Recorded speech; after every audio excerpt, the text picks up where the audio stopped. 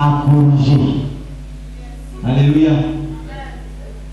Depuis tout petit, quand on partait à l'école, quand on met la liste des fournitures, on paye un bic bleu pour écrire. On paye un bic rouge pour souligner les fautes. Mais on paye un bic vert pour corriger. Alléluia. Quand tu payes le crayon également, tu payes une bonne parce que c'est quand tu as mal fait, tu vas effacer. Alléluia. Une erreur doit être corrigée dans ta vie ce matin. Alléluia. Est-ce que tu peux acclamer Jésus-Christ de Nazareth? Tu vas prendre ta vie dans le livre d'Exode. Exode, le chapitre 1er, le verset 8 jusqu'au verset 13. Et je lis la parole de Dieu. Exode 1, 8 à 13. La Bible déclare ceci. Il se leva sur l'Égypte un nouveau roi qui n'avait point connu Joseph et dit à son peuple, voilà les enfants d'Israël qui forment un peuple plus nombreux et plus puissant que nous.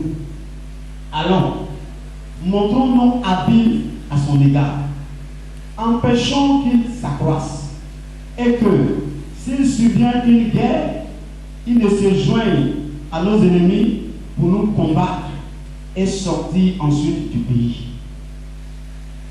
Et l'on établit sur lui les chefs de cordée, afin de l'accabler des travaux pénibles. C'est ainsi qu'il bâtit les villes de Python et de Ramsès pour servir de magasin à Pharaon.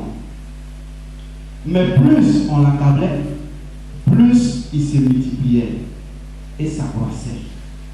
Et l'on prit en aversion les enfants d'Israël. Alors les Égyptiens réduisent les enfants d'Israël à une dure servitude. Exode chapitre 1, verset 8 à 13. Alléluia. La Bible déclare, à un moment donné, il y a un pharaon qui a eu un songe.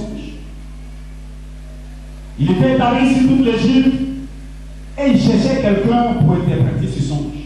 Autour des pharaons, il y avait des magiciens, il y avait des astrologues, il y avait toutes sortes de magies. Mais il n'y avait personne pour pouvoir interpréter le songe. Alors, un des serviteurs de Pharaon s'est approché et dit, je connais un esclave, un hébreu qui est en prison. Lui, il a la sagesse de Dieu pour interpréter le songe. Alors, on va faire appel à Joseph. Joseph va venir, Pharaon va lui expliquer le songe. Joseph va donner l'interprétation du songe.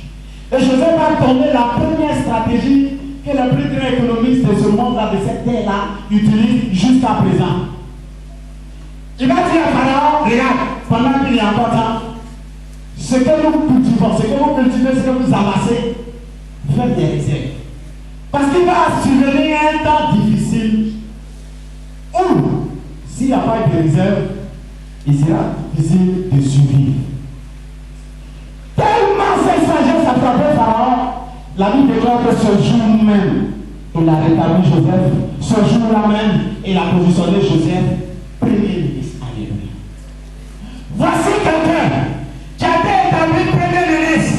Bien-aimé, quand tu vas à la présidence, depuis Oufoué jusqu'à aujourd'hui, même si le président qui a été là, tu n'aimes pas sa tête, mais sa photo est là. Il y a toujours sa tête. Il a été président de temps en temps. Lui, il a été président de temps en temps.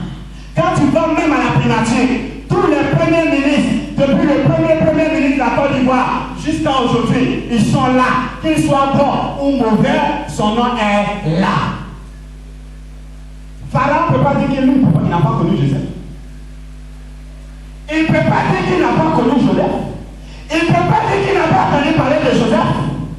Joseph dont on a changé le nom.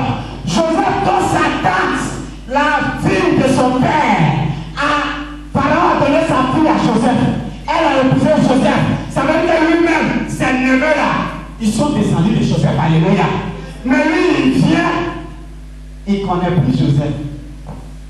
Il dit voilà, les Israéliens, ils sont devenus nombreux. On n'a qu'à les assujettir. On n'a qu'à les détruire.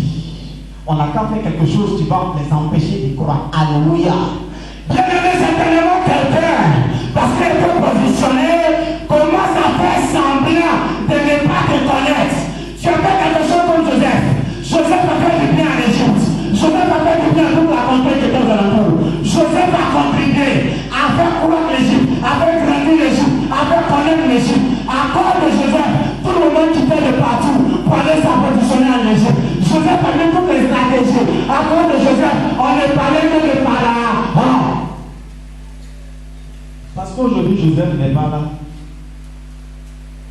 On fait comme si Joseph n'a jamais existé. Certainement, un matin, tu as fait du bien à quelqu'un. Certainement, un matin, tu as contribué à quelque chose. À cause de toi, une situation était réglée.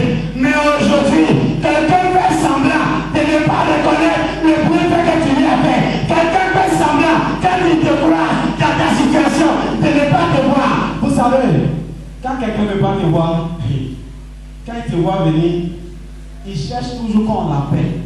Même s'il n'a pas un portable, il va chercher un portable. Même s'il n'y a rien à faire, il va faire comme si quelque chose avait touché son pied. Tout simplement pour faire semblant de ne pas te voir pour que tu passes. Dis erreur. Il y a une erreur à corriger. Il y a une erreur qui doit être corrigée. Voilà le peuple d'Israël qui s'est retrouvé en Égypte à cause de qui? À cause de Joseph. C'est la présence de Joseph en Égypte qui a fait qu'Israël s'est retrouvé là-bas. Et quand Israël s'est retrouvé là-bas, c'est le peuple d'Israël qui a fait l'Égypte. C'est les Israélites qui travaillaient. C'est les Israélites qui faisaient tout. Et l'Égypte devenait grand. Et l'Égypte s'approchait. Mais un nouveau roi, il vient, il fait semblant. Dis erreur. Dis erreur. Dis erreur. Dis erreur. Pour cette erreur sera corrigée. Cette erreur sera corrigée. Bien aimé, ce n'est pas Joseph seul qui a connu ce cas.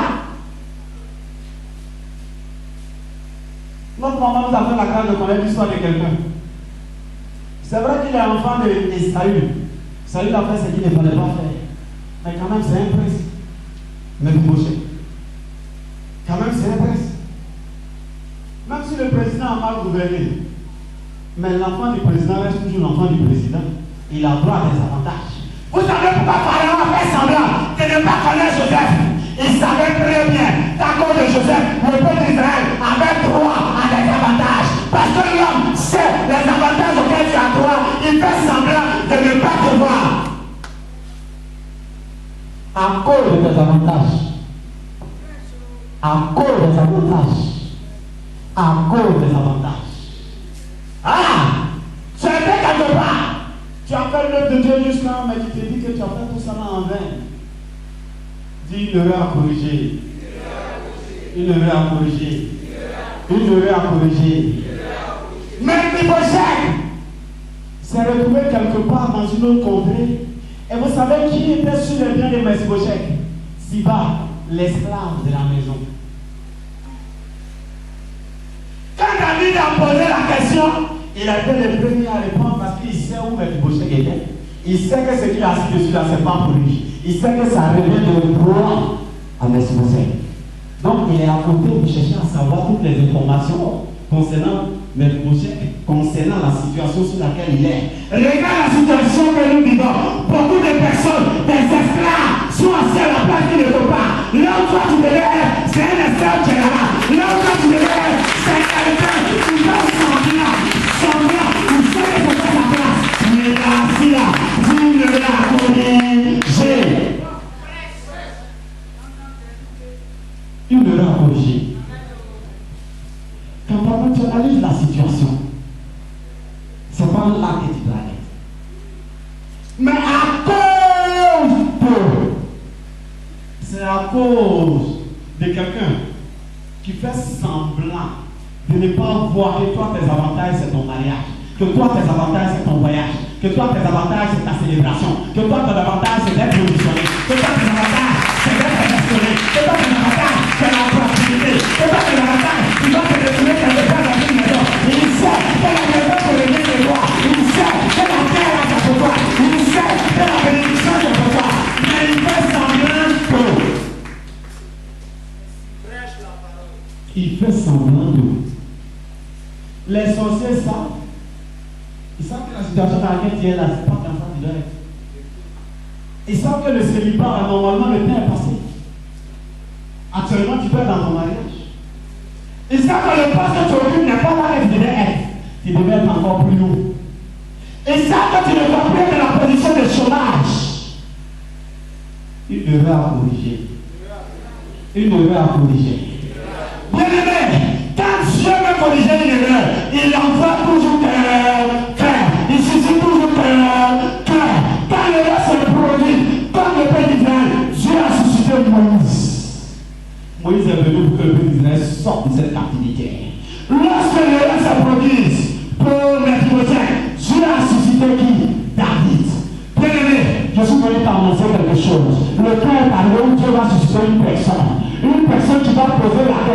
été posée.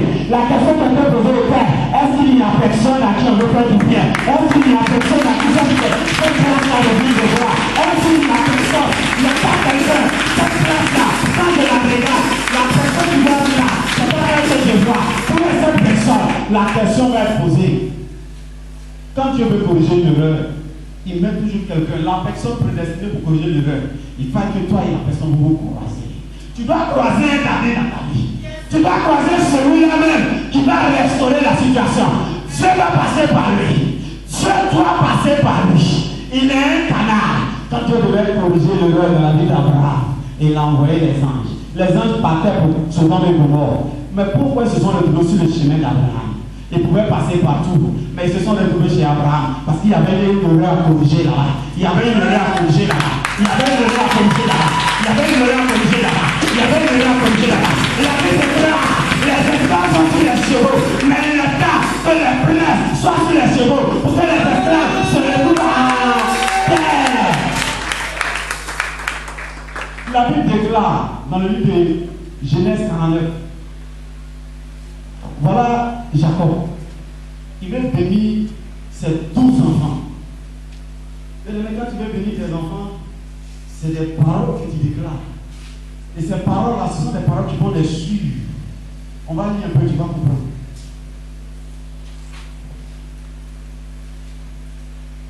Prends Genèse 49. Genèse 49, c'est le dernier chapitre de Genèse. Tu vas lire le verset 1 seulement. Je lis la parole de Dieu. Jacob appela ses fils et il dit, assemblez-vous et je vous annoncerai ce qui vous arrivera dans la suite des temps. Jacob est devenu le prophète de ses enfants. Il a dit les paroles que je vais prononcer pour chacun de vous les tous. C'est ce qui va vous suivre dans la suite des temps. Même si vous mourrez, c'est ce qui va suivre vos enfants. Même si vos enfants meurent, c'est ce qui va suivre vos petits-enfants. Même si eux meurent, c'est ce qui va suivre de génération en génération. Et quand Dieu parlait, quand Jacob parlait, au verset 14, il a parlé de quelqu'un, Isaac.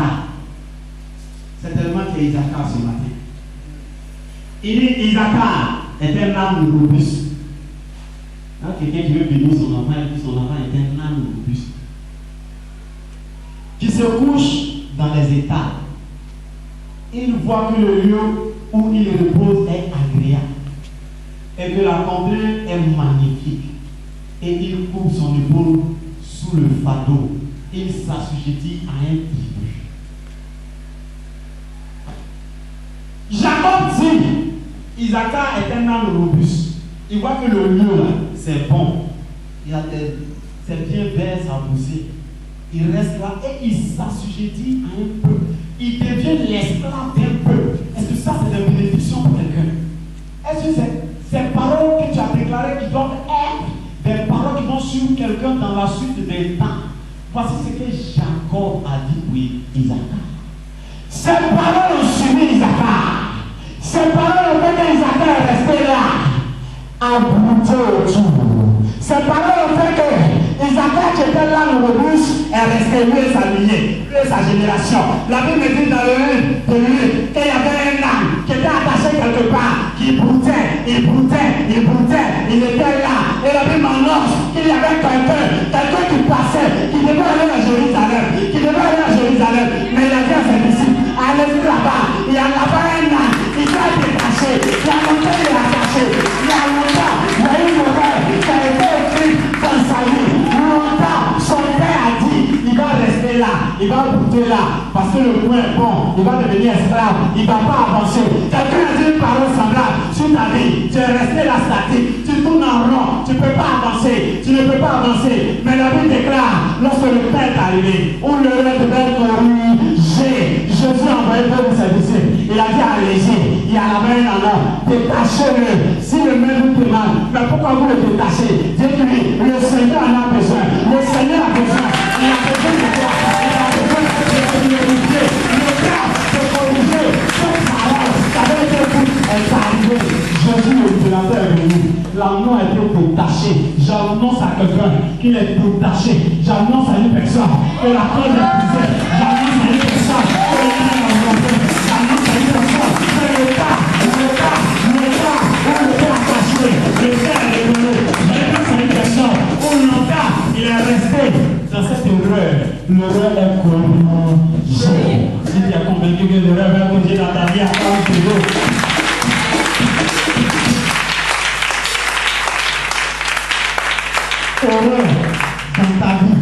corriger.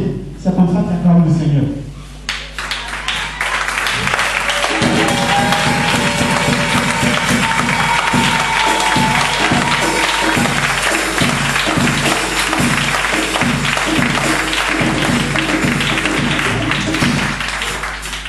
La Bible déclare que l'anneau a été corrigé. L'anneau a été détaché. L'anneau est rentré en triomphe en Jérusalem avec Jésus.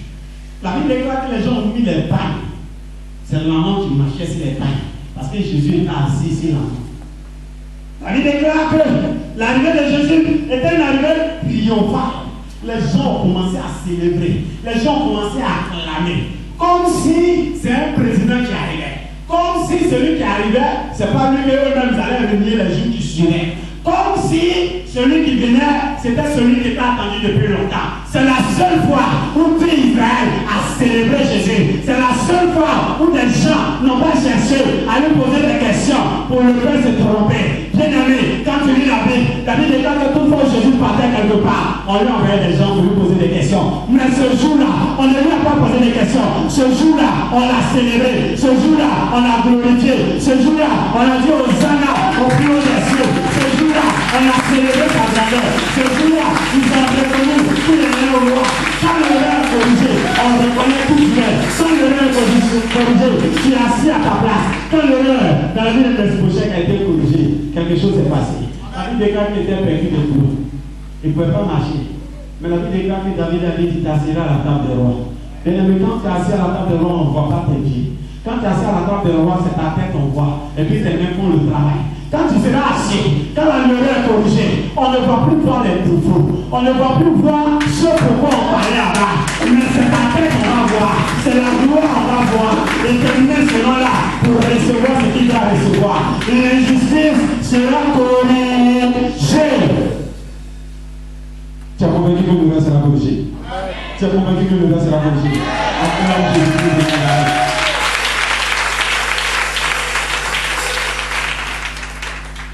Première des choses, il te faut être David.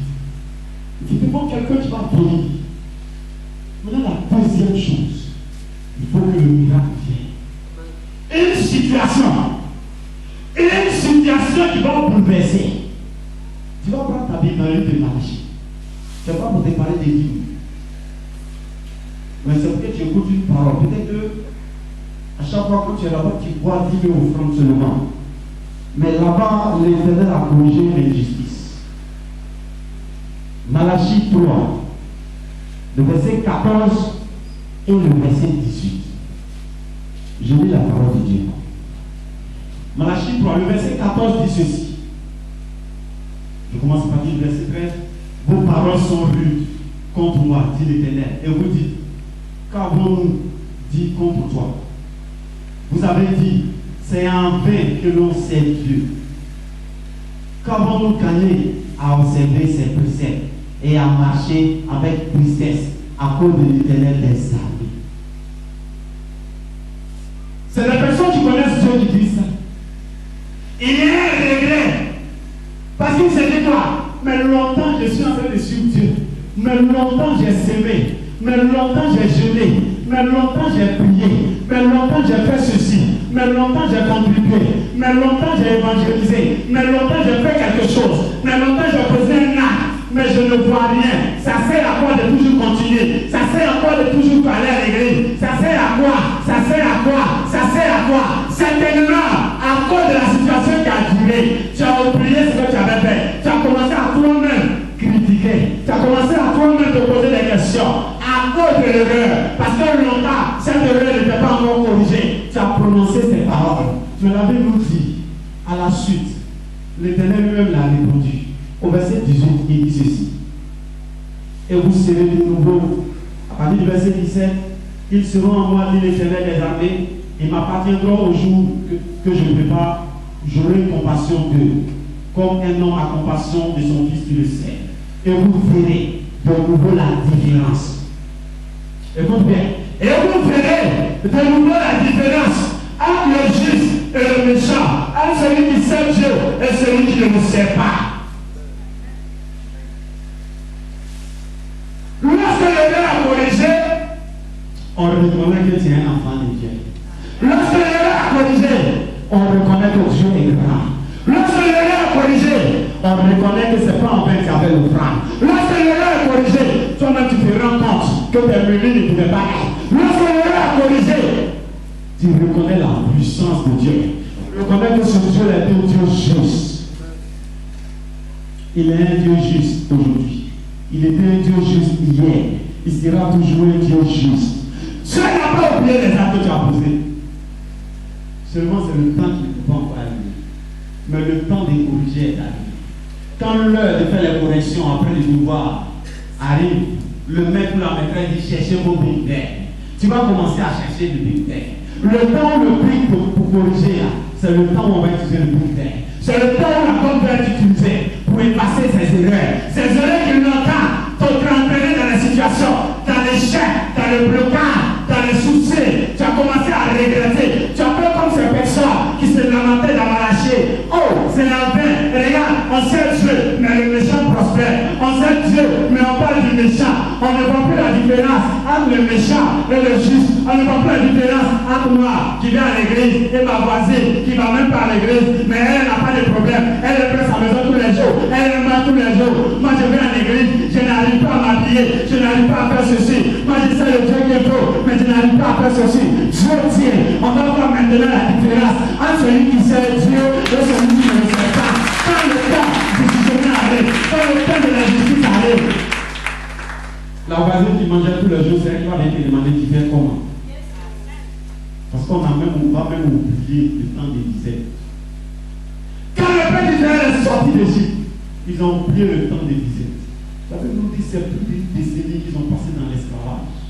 Dans l'esclavage, tu as été assujetti pendant longtemps par rapport à une situation bien donnée. Mais je suis venu t'annoncer que ce matin, l'Éternel veut corriger l'heure de ta vie. Que ce matin, là où tu devais être, le temps est arrivé. Commence à te disposer. Parce que le temps est arrivé où on ne parle plus d'échec, où on ne parle plus de quelqu'un qui a échoué pour son visa, où on ne parle plus de quelqu'un qui est toujours dans le célibat, où on ne parle plus de quelqu'un qui fait son commerce et ça ne marche pas. Dieu veut corriger l'heure parce que la gloire de l'Éternel est prête à agir. C'est le temps de la justice. Dieu veut faire justice et le temps que le prince